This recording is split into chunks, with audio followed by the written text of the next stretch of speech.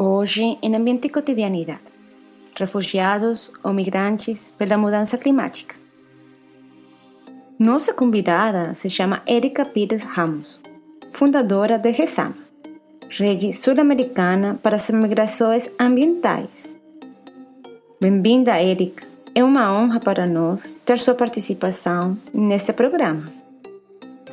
Muito obrigada, Maria. Eu estou muito agradecida por estar hoje no Ambiente e Cotidianidade. Para mim é uma honra também participar, né, e trocar um pouco de experiências na área que eu trabalho. Então, eu sou a Erika, eu sou brasileira, sou advogada pública, fiz um doutorado em Direito Internacional na Universidade de São Paulo, fiz um mestrado em Direito Público com enfoque em meio ambiente na Universidade Federal de Pernambuco e sou graduada pela Universidade Federal de Pernambuco também. Eu trabalho com a área ambiental há muitos anos, né, na minha atividade profissional, e durante o curso de doutorado, né, no ano de 2010, eu cofundei com uma colega uruguaia a Rede Sul-Americana para as Migrações Ambientais como um espaço independente de articulação de pesquisadores que atua pelo reconhecimento, né, pela visibilidade, pelo reconhecimento e proteção das pessoas afetadas, né, em risco e deslocadas pelas mudanças climáticas, pelos desastres ambientais. Nós temos um enfoque regional, então a nossa intenção é fazer uma articulação efetiva, seja através da pesquisa, né, nós atuamos em 3 eixos, basicamente, né, pesquisa,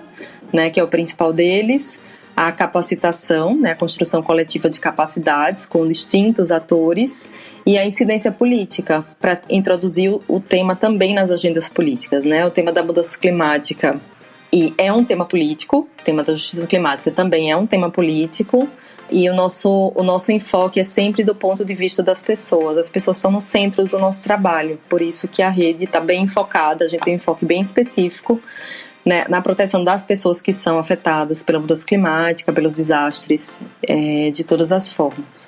Então, é um prazer estar aqui hoje e acho que a gente pode começar. Muito obrigada, Erika. Eu estive revisando sua tese de doutorado e tem toda uma discussão sobre o conceito de refugiado, de migrante. Será que você nos poderia explicar o que são os refugiados ambientais?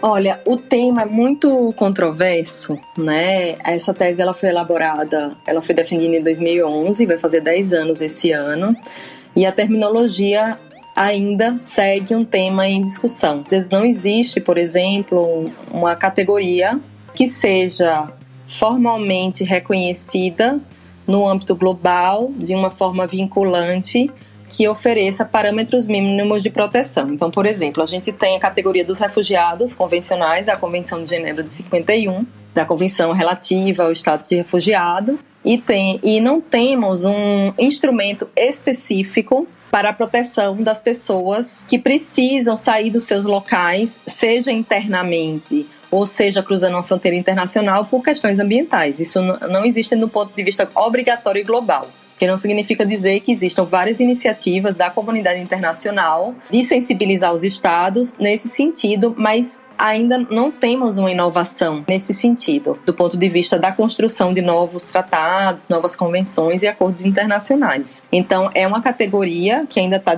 nesse ponto de vista, ela ainda está em discussão, ela está em construção. Tá?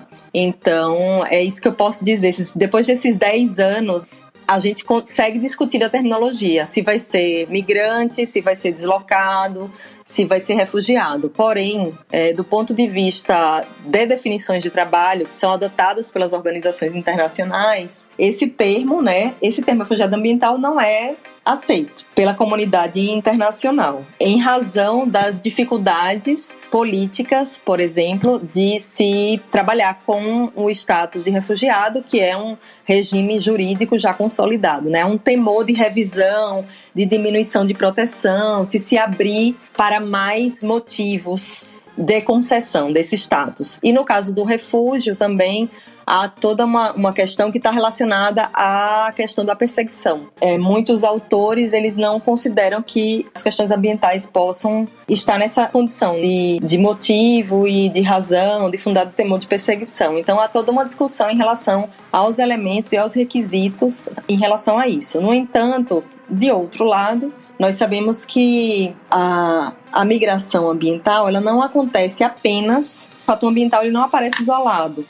Então, há uma discussão também em relação a essa combinação de diversos motivos. Inclusive, pode aparecer situações em que a questão ambiental esteja combinada com conflito, esteja combinada com as situações de violência, o que poderia, eventualmente, dar ensejo a um pedido de refúgio, por exemplo. Porém, isso tem que ser analisado. E hoje a gente não tem esse parâmetro de análise. E não existe uma interpretação, por exemplo, dos instrumentos regionais que trazem outros motivos que não sejam a perseguição em razão de pertencimento a um grupo social, em razão de opinião, em razão de raça, de etnia e tudo mais. E existem outros motivos, por exemplo, como a grave generalizada violação de direitos humanos, a perturbação da ordem pública, mas que não foram interpretados para considerar essas situações de desastre, por exemplo, de impacto da mudança climática, como causas que poderiam se enquadrar nesses requisitos. Então, a gente pode dizer que, no ponto de vista regional, do ponto de vista global,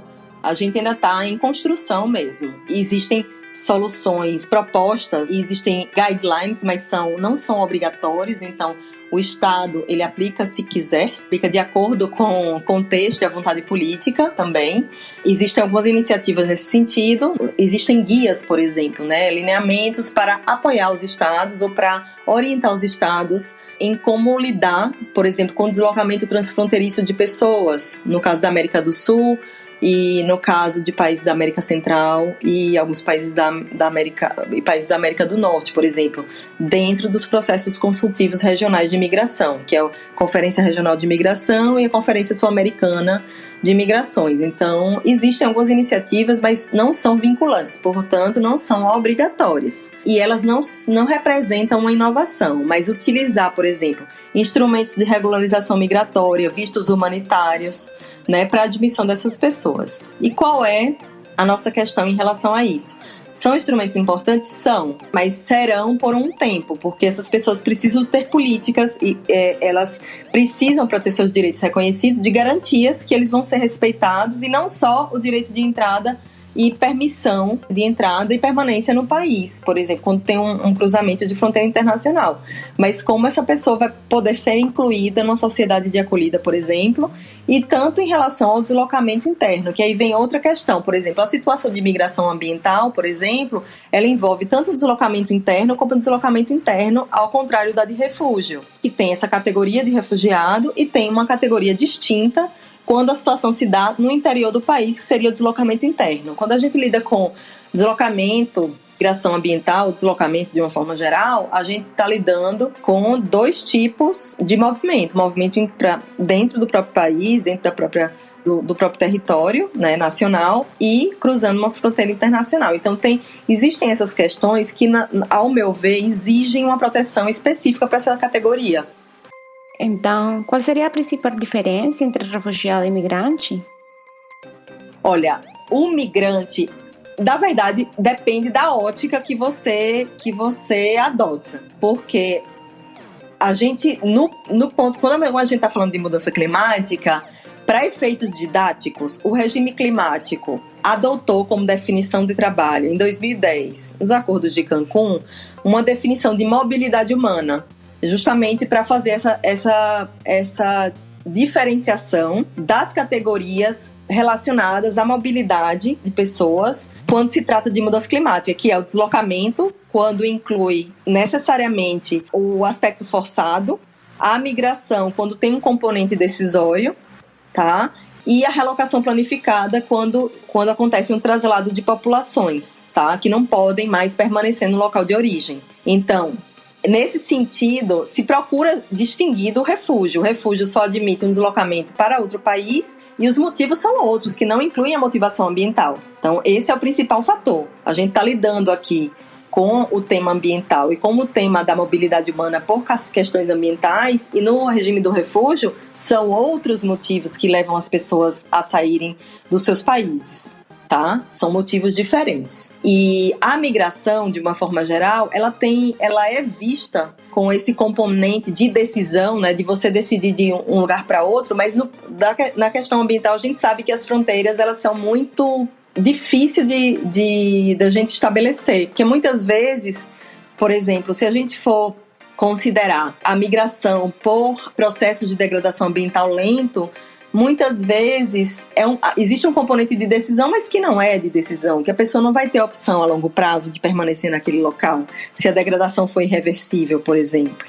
Existe uma série de complexidades que precisam ser analisadas, e uma das questões pelas quais eu vejo que a categoria ainda não foi estabelecida também é por causa dessa complexidade, né, dos distintos fatores que não são só os ambientais que contribuem para o deslocamento, e uma cautela nossa de fazer essa vinculação da questão ambiental com a migração. Então, muitas vezes, a migração ambiental é vista como uma migração econômica, meramente econômica, ou como decorrente de um processo conflito, né, que gera pobreza no local, que gera inviabilidade de permanência no local, por alguns processos de desigualdade históricos também. Mas a gente precisa olhar para o aspecto ambiental, porque a permanência dos territórios ela depende disso também, de se observar esse aspecto ambiental, a produtividade do ambiente, a habitabilidade e os fatores que incidem para que aquele ambiente se torne improdutivo ou inabitável e que faça essas pessoas se deslocarem. Então, existe aí uma diferença de motivos. A migração, Maria, ela pode ter vários motivos. Ela pode ser migração econômica, ela pode ser migração por razões de trabalho, migração laboral, né? Existem vários tipos, né, de mobilidade, né? Mas a mobilidade ambiental, eu entendo que é aquela sem a qual que o fator ambiental incide de uma maneira tal que impeça aquela pessoa de permanecer no seu local de origem. Um fator ambiental imediato, o que não significa dizer que não existam fatores econômicos, infraestruturais, vulnerabilidades socioambientais preexistentes que façam com que também aquela situação se torne ainda mais difícil. Mas a gente sabe que a crise climática ela veio para incrementar o número de desastres, a intensidade e a magnitude. Todos os anos a gente vê essa situação só se agravar. Esse ano se repetiu a estatística de que o número de pessoas afetadas por desastres no mundo é muito maior do que o número de pessoas afetadas por conflito, pelo menos do ponto de vista interno, que é as estatísticas que se tem. E uma outra dificuldade também da gente não ter uma categoria é a dificuldade de produção de dados confiáveis. É bem diferente você comparar migração laboral, quando a pessoa entra no país, ela se registra, tem um registro específico. Eu não vou falar muito de migração econômica, porque a migração econômica não é uma migração tecnicamente protegida, tá? Eu vou falar mais de migração laboral e do refúgio, por exemplo. Quando você entra para solicitar o seu refúgio, existe um sistema informatizado que capta esse dado e que consegue gerar uma estatística. A migração ambiental, não. Então, essas pessoas elas estão ainda bastante invisibilizadas do ponto de vista, né, legal, jurídico, do ponto de vista político, inclusive. A gente fala muito em mudança climática, mas fala muito menos das pessoas. A gente fala em adaptação, mas a gente precisa entender que a adaptação não são só dos setores da economia, mas existem pessoas que dependem dos seus territórios e que seus modos de vida dependem também do enfrentamento à mudança climática, e muitas vezes elas não são consideradas nesses processos. Então, existe uma série de questões que precisam ser consideradas, né? É um quebra-cabeça, né? Mas é um quebra-cabeça possível e que abre várias frentes de possibilidade de atuação, como desenvolvimento, planejamento territorial, a própria educação, porque a gente precisa formar cada vez mais pessoas aptas a trabalharem nessa temática. Incluir as comunidades, a gente não faz política para um beneficiário se esse beneficiário participar, né? As comunidades, principalmente aquelas mais vulneráveis e mais afetadas, têm que tomar parte nas discussões, participar efetivamente, auxiliar e contribuir diretamente em relação às estratégias de adaptação. E a migração é uma estratégia de adaptação, por isso que eu falo isso com uma certa tranquilidade. Então, de acordo com o que você fala, seria melhor falar de migrantes climáticos ou migrantes ambientais num contexto de mudança climática? Olha, existe uma série de questões em relação à terminologia, tá? Algumas pessoas vão falar que em razão da complexidade ou em razão do fator migratório está mais associado a uma migração com um componente de decisão, o que significaria dizer uma migração voluntária, seria melhor chamar deslocamento, por exemplo. Existem várias outras pessoas que falam, mas e a migração forçada? A migração pode ser voluntária e pode ser forçada. Não existe, do ponto de vista formal e obrigatório, uma definição qual seria a melhor categoria. Algumas organizações defendem que seja a migração, que no seu conceito já traria o deslocamento embutido. Outras organizações defendem o deslocamento. Alguns acadêmicos defendem o termo refugiado ambiental também, do ponto de vista de considerar essas relações entre as situações de conflito e os desastres. Então, não tem um termo considerado. Eu chamo migração ambiental porque eu entendo que é o termo mais amplo, porque abrangeria de uma forma mais ampla e migração ambiental e não climática, porque se você fala só de clima, você exclui as ameaças de origem natural, por exemplo, geofísicas que não estão relacionadas à mudança climática, como o caso do terremoto, como o caso da erupção vulcânica.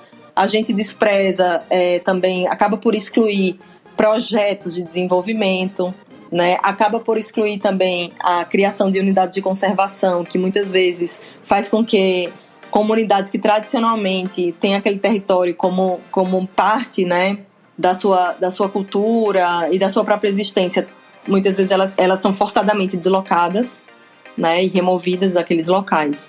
Não há receita de bolo, na verdade, para essa temática, né? Eu acho que depende como que se defende. O que eu costumo falar é que mais importante do que a nomenclatura são os critérios pelos quais a gente vai considerar, né, uma pessoa como migrante ou deslocado ambiental ou refugiado ambiental. O que me importa são os critérios que ainda não estão claramente estabelecidos e formalmente estabelecidos, porque para a gente considerar uma pessoa ou outra como migrante ou refugiada, por exemplo, existe um parâmetro. A gente não estabeleceu ainda esses parâmetros do ponto de vista ambiental. Isso que eu acho que é mais urgente.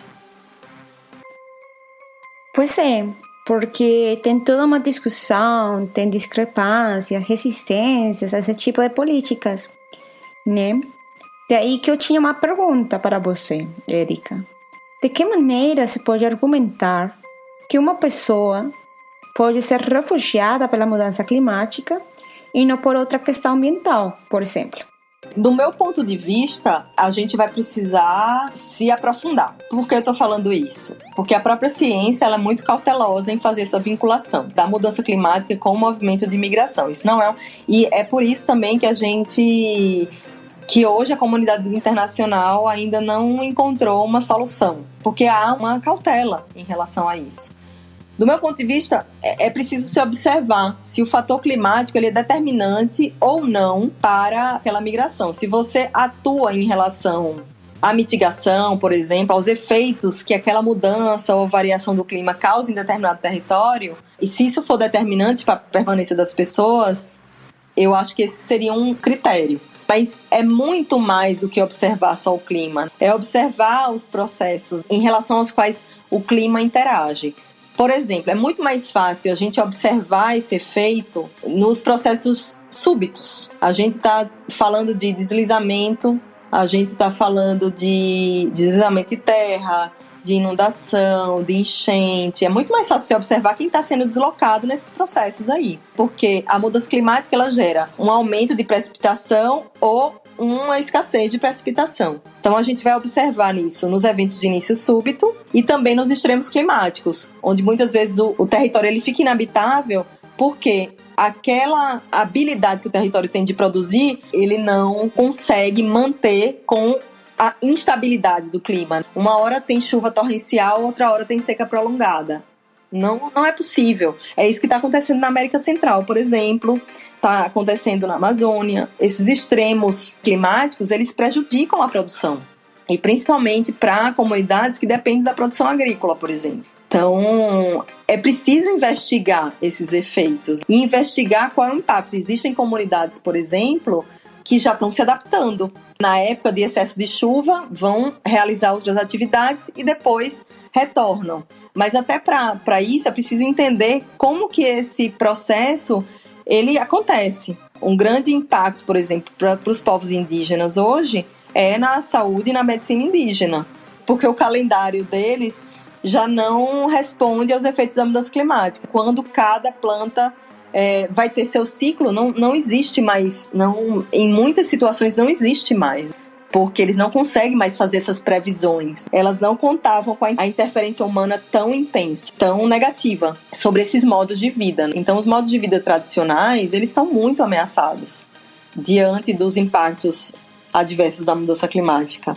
Nem sempre vai ocorrer deslocamento, é verdade. Mas existem certas situações que a gente precisa ver, e a gente precisa, por exemplo, de índice de vulnerabilidade, de indicadores para ver até quando os cenários se sustentam. É uma análise que depende menos dos advogados e mais da análise de pesquisa, análise de ciências do clima e das ciências relacionadas. Então, a gente precisa ter essa informação e precisa ir a campo, ver qual que é a percepção e quais as estratégias existem do ponto de vista também tradicional, não só do ponto de vista científico convencional, disponíveis para enfrentar sem deslocar ou se adaptando no mesmo território de uma forma ou temporária ou permanente. Por exemplo, a migração ela não se dá só de uma forma definitiva, ela pode ser circular, né, sazonal, temporária também. Érica, existem pessoas ainda com isso que você nos está explicando que argumentam que não existem evidências do nexo de causalidade necessário entre a degradação ambiental e a migração.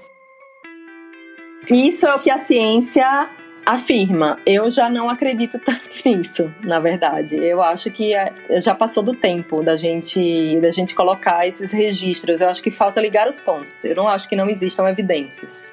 Eu acho que faltam ligar os pontos. E para ligar os pontos, a análise não pode ser exclusivamente climática, não pode ser exclusivamente jurídica, não pode ser exclusivamente política, né? A política vai precisar desses dados para estabelecer políticas, e a gente está nesse impasse. Mas eu acho que as evidências, elas existem, precisam ser documentadas e com base, obviamente, em evidência científica. Eu acho que falta muito atenção às pessoas. Eu acho que a gente tem muito produzido em termos de clima, com cenários que realmente são de extrema preocupação, mas a gente não colocou as pessoas no centro dessa discussão ainda.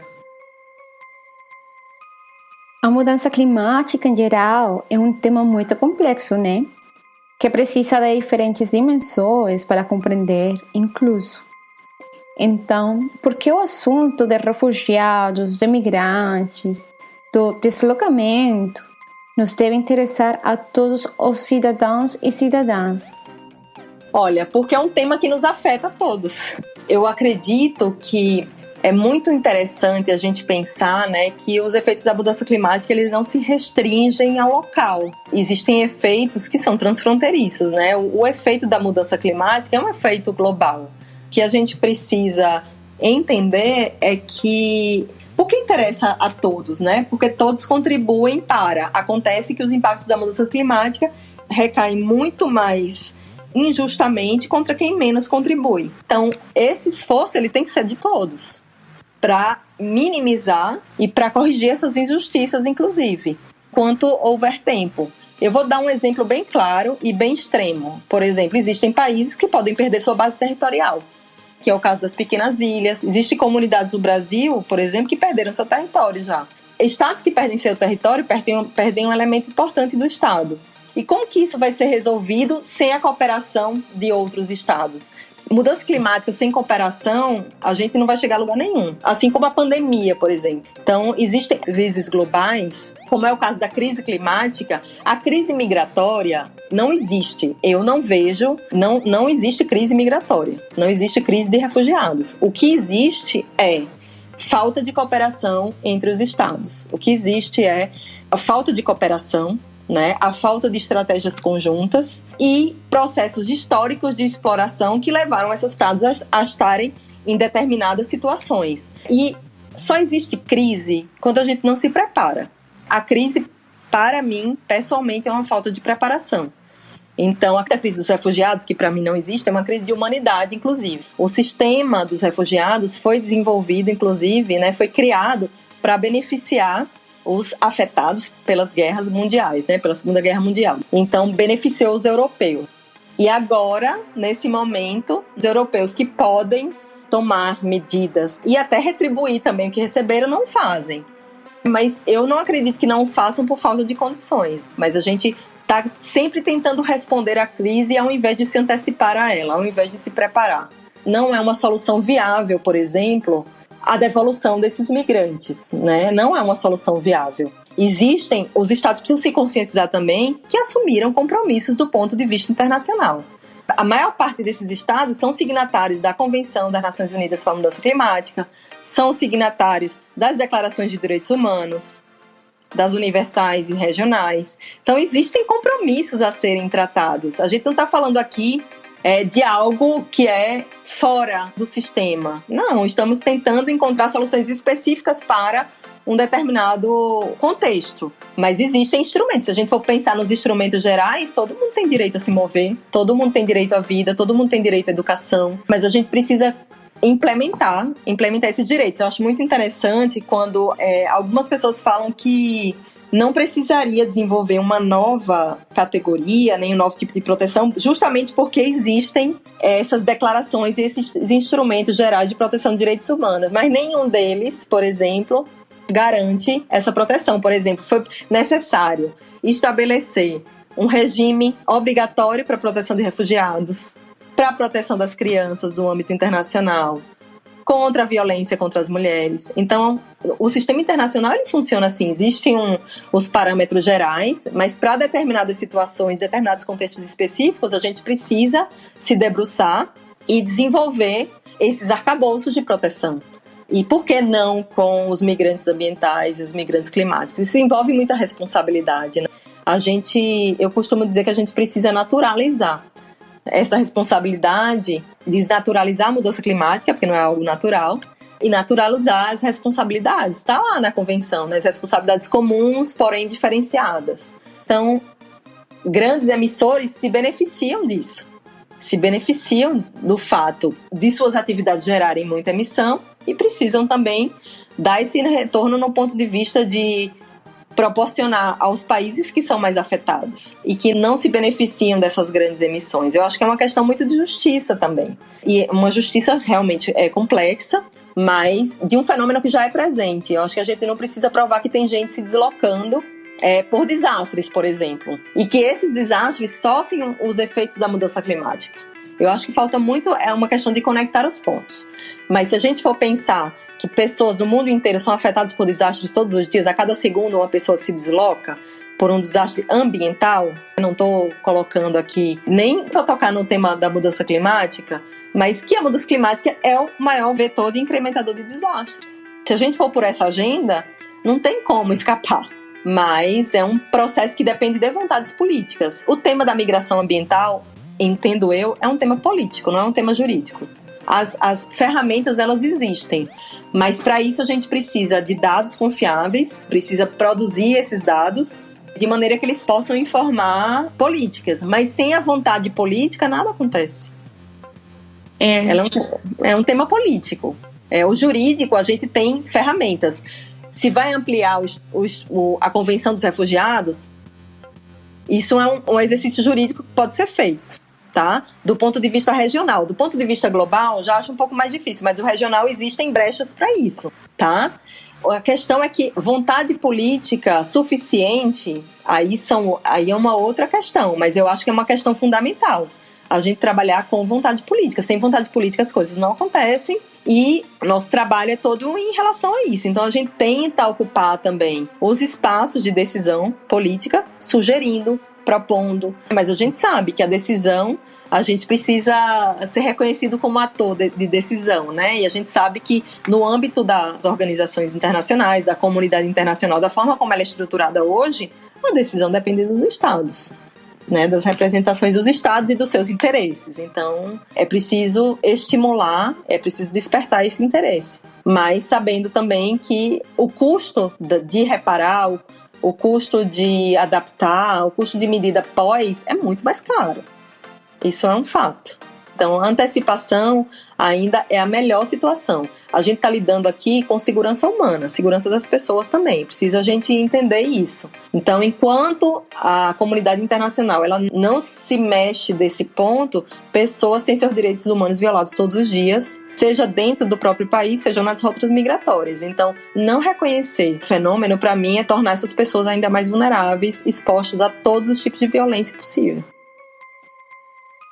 Muito obrigada, Érica. Em conclusão, a gente pode falar definitivamente que a mudança climática é um assunto político, por todas as dimensões que ela implica, desde a permissão da emissão de gases até a gente proteger as populações. Mas ainda que todo mundo se pode afetar, todos podemos receber os impactos da mudança climática, tem populações que são mais vulneráveis que outras, como por exemplo os indígenas, os camponeses, no caso do Brasil, os quilombolas. Exatamente, e aqui eu deixo uma sugestão, sabe, Maria? Eu costumo dizer que assim, é menos importante eu estar falando aqui do que os indígenas, do que as comunidades tradicionais, do que os campesinos, né, do que os atingidos por barragens, do que esses movimentos que estão no frontline, né? A Risama ela tem apoiado algumas comunidades e é muito importante que as narrativas elas estejam acessíveis, porque o que a gente tem acesso? A discussões em portas fechadas em geral. As narrativas das pessoas que são mais afetadas, elas não aparecem muitas vezes. E elas precisam aparecer, porque essa pressão, eu acredito como um fator de mudança, essa articulação, esse comunicar de narrativas que vem através da educação, através da comunicação, né, dos meios de comunicação, por exemplo, que muitas vezes documentam só as tragédias, mas não documentam que essas comunidades têm seu protagonismo, têm sua história, têm suas tradições e têm suas estratégias, que muitas vezes elas não precisam que a decisão seja de cima para baixo, mas elas têm como aportar. Então, uma defesa nossa é o diálogo entre atores, mas não utilizando os atores mais afetados para legitimar a decisão, mas com participação efetiva, com consentimento dessas comunidades, das suas lideranças, tá? E considerando as estratégias que elas têm para propor, porque muitas vezes são mais eficientes, geram menos conflito, tá? E garante a permanência delas no território, que é o mais importante. A gente precisa abrir esses diálogos, dar voz, porque o sistema está mais estruturado para apagar as vozes que dar espaço, né? Eu não sei se você tem acompanhado, eu vou fugir um pouco da temática, né? O que está acontecendo na Colômbia. Tem todo um movimento social, tem uma greve que tem um pouco mais de um mês, muito tempo, né? E o presidente nada que quer dialogar com a população, o que tem gerado mais violência, mais problemáticas. E a nossa região ela é conhecida por graves processos, né, de violência, de exclusão, de desigualdades. Então, esses temas têm que estar interconectados. Nenhum está desconectado. A proteção de direitos humanos na América Latina, a América Latina é uma região pioneira, mas é uma região marcada por profundos processos de desigualdade, de exclusão, de violência, de marginalização, de extermínio de distintos povos. Então, a gente precisa ter consciência que esses assuntos eles não podem ser tratados de uma forma separada. Para a gente lidar com a mudança do clima sob a perspectiva da justiça climática, a gente tem que entender que a gente precisa corrigir esses processos também, né? As agendas precisam estar abertas para reduzir desigualdade. Então, a América Latina é uma região importantíssima. É uma região em que as lutas elas estão muito presentes e eu acho que a gente poderia se articular mais nesse sentido entre os países, entre os movimentos sociais de distintos países. Existe articulação, bastante articulação em relação a determinadas pautas, mas eu ainda vejo, do ponto de vista da migração ambiental, a gente ainda está trabalhando muito separado, né? A gente fala de atingidos, de afetados e não fala de migrantes. Então, a gente precisa estar mais conectado, né? Conhecer melhor e nada como conhecer as histórias para conhecer melhor as realidades. Sem o pé na realidade, fica difícil a gente propor soluções para contextos que a gente não tem conhecimento, por exemplo. Concordo e acho chave, sabe? Conhecer realidades. Agora se está falando de educação para a mudança climática e eu acho que essa discussão de refugiados, de migração, de deslocamento, deve ser um conceito que deve vir para os processos educacionais, sem dúvida, e gerar outro tipo assim de pensamento, um pensamento mais crítico, um pensamento mais contextualizado em nossas realidades, né? Érica, muito obrigada por sua participação nesse episódio. Esperamos contar com você para próximos episódios e dar voz também a essas comunidades. Eu agradeço muito, né, ao Ambiente Cotidianidade por receber a Rizama. Para a gente é um motivo de muita alegria e a nossa missão é fazer esse tipo de conexão para que as vozes que precisam ser ouvidas e precisam estar no centro da discussão, elas ocupem esse espaço. Então a gente está à disposição também para fazer essas conexões e para futuras oportunidades de colaborar. Muito obrigada. Obrigada uma vez mais, Érica, e obrigada a nossos ouvintes. E não esqueçam de subscrever-se se ainda não fizeram, né? E até o próximo episódio.